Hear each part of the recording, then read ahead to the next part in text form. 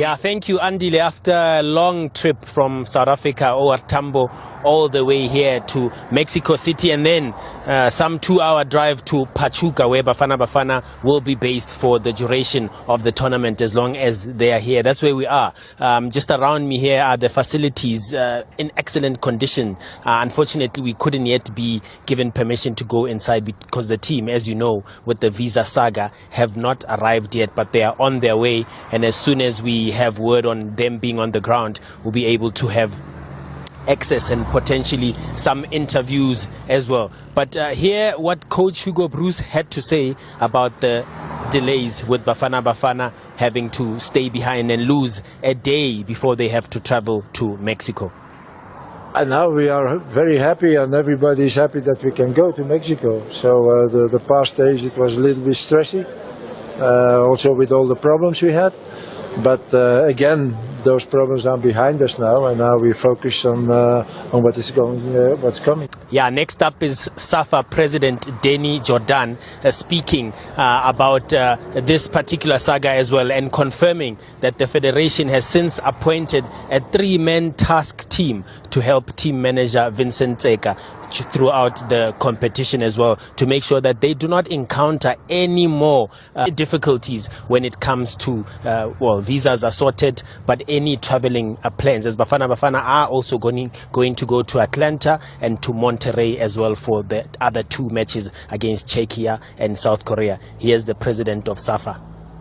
Well, we still need 1 passport from the Americans. Of course, they refused the visa, but they give no reasons. So it's very difficult to deal with the process where you don't get information, and they don't oblige to give you information. And we hope that that will also be resolved, and that all of our people will be gone. But all of the players are there. 99% of the technical staff are on the plane, and they will now focus and begin for the match against Jamaica on the 5th, and then the match on the 11th against Mexico. That's the opening of the World Cup. And we said to Hugo Bruce and the players, we want to wish them all the best. I think it's Coach Hellman was not here, right? Yes, Coach Hellman, he is around, okay, but we still have to see what issues, which we don't know. We are clutching in the dark, but we hope that matter will be resolved. And then now finally, let's bring it back to the Betway Premiership, where a lot is happening from a Kaizer Chiefs point of view. At the moment, sporting director Kaizer Motaung Jr. is in Germany, presumably to prepare for that pre-season tour of Kaizer Chiefs at the end of the season as well. And it could be that there's potential to continue the search for a coach there. But a man who is definitely on the candidates list is none other than Fernando da Cruz. You will remember him, that he came with part of Nabi's delegation 2 years ago, but had to leave to go work for the Morocco FA. And I'm told that soon he could be tendering his resignation if talks with Kaizer Chiefs reach a stage where he's ready to return and become their coach as well. And as I wrap up, Thaphelo Moren, someone who's missed out on being here in Pachuca with Bafana Bafana to join the national team, has got a contract extension, his option being triggered by Mamelodi Sundowns to stay on another season. But I want to go back and throw it to your guys as I prepare to go and continue to cover the FIFA World Cup. What does Hlompho Kekana and Mark Haskins think of the potential of Fernando Cruz being a Kaizer Chiefs coach? Although he's not yet confirmed, he's simply just a candidate at this stage. Thank you very much. Mazara Molefe is going to be covering the World Cup on behalf of the SABC. You're going to be seeing him working there as well. He's already in Mexico and will be following Bafana Bafana. Our coverage of the FIFA World Cup 2026 will be live and experienced on SABC Sport. Thabo, he asked a question. He says the Cruz seems to be the lead for Kaizer Chiefs.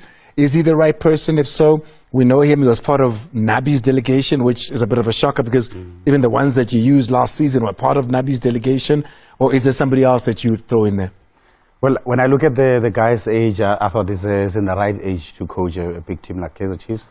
I don't know about his experience in terms of coaching a big team like Kaizer Chiefs.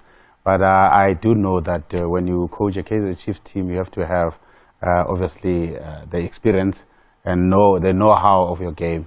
But more than anything, you must be result-driven. But the other thing that I would love to see is to see Kaizer Chiefs that is being coached by one man, and that one man should be obviously leading the whole team. And ultimately, he's going to be the decision maker. And, Yeah, the buck ends and starts and ends with him. Again, it's someone who's familiar with Kaizer Chiefs, familiar with the players. Maybe it makes sense to them. Maybe he showed something in his early when he came with Nabi that the club really liked, and so. Let's hope it works, because as South Africa, we need a strong Kaizer Chiefs. Well, he was a technical coach out at AS FAR Rabat, which is the team that we went to see play just over a week ago. So he does have experience at that level. Yeah, for sure. He will have a big value in terms of making sure that he brings results. But more than anything, I think the one thing that me and Mark will always agree about is the fact that we Kaizer Chiefs team that wants to compete and participate in the big matches. They have to have one leader who can obviously lead the team the right direction. I just wonder though, is it enough experience? Because that's his only managerial job. As a technical manager, technical director, he's done a lot of such jobs before this year. But we'll have to wait and see as Kaizer Chiefs keeps everybody in suspense as to who the next coach will be. Seems like names like Mangoba Mngqithi and Pitso Mosimane have fallen off from that. What are your thoughts on the local coaches?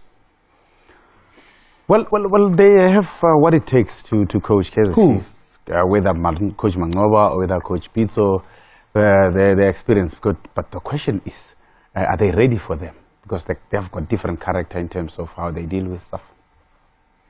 Again, I don't understand why. I think definitely you mentioned those two specifically, Coach Mangoba, Coach Pitso, they've managed at the highest level on the continent. If you look at what they've done on the continent, the experience on the continent, that's where Chiefs want to go, because the mandate previously for the coaches, or what we now know why they were sacked, is because they didn't get a Champions League place. Who's better to do that than coaches who've been there, done that? So I think we're overlooking possibly the local coaches in that regard then.